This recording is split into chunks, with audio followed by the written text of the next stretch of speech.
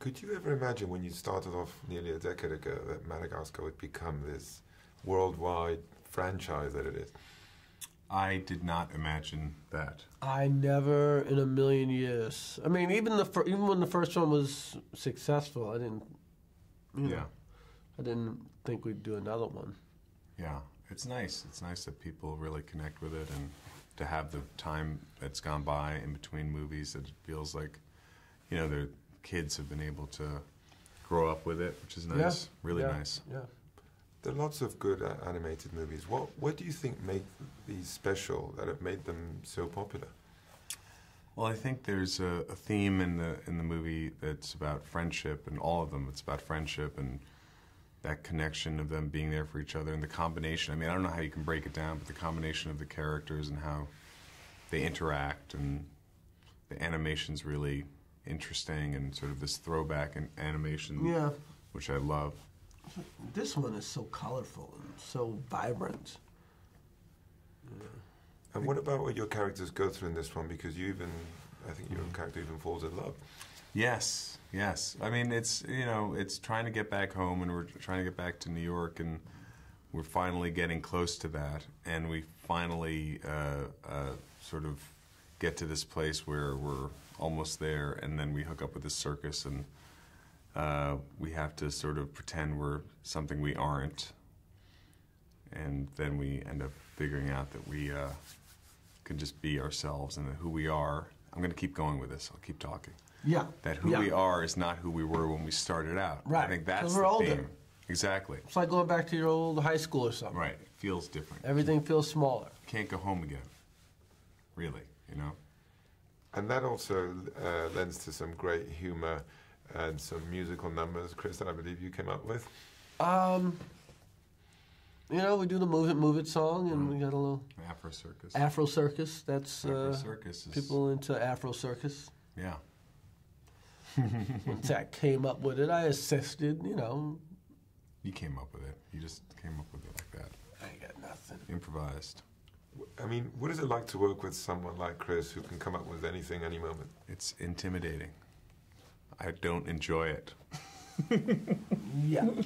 No, here's the truth. He's like, Chris is a great improviser, and I can improvise too, but there's something with you and Marty where you really have this connection with the character where he can come up with this amazing stuff. So it's fun to do it, to be in the booth together, because we get to interact. But I also, I've said before, like, it's a little bit like, wow, he comes up with all these brilliant gems, and I'm going like, Marty, and he's just coming up with Afro Circus. I got lucky this time. What do you like It's about fun. I enjoy it. I Enjoy enjoy it? watching him do it. I was just going to ask you that. We're done? All right. That's it. I got the steak knives this time. Exactly. So tell me, how does it feel to be back into the Madagascar world? I feel like we never left. Yeah, that's what it feels like. Because for us, it's sort of like an ongoing process, because when you finish one movie, a very short time after, we started working on the next movie, and it happens over the course of a couple of years. So it's kind of this process that's always sort of ongoing. Yeah, and even when you're doing a movie, sometimes you don't hear from anybody for 3 months or whatever, 4 months. So it feels like we kind of been doing one movie for the last 10 years. Yes, that's what it feels like. What do you enjoy about the process of voicing animated characters? I like the hours. The hours are good.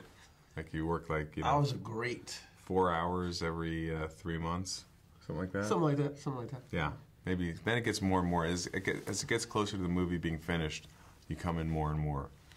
And but it's also fun to just be have the freedom to know you're not on camera, and to just try things. To not have to worry about your looks. Yep.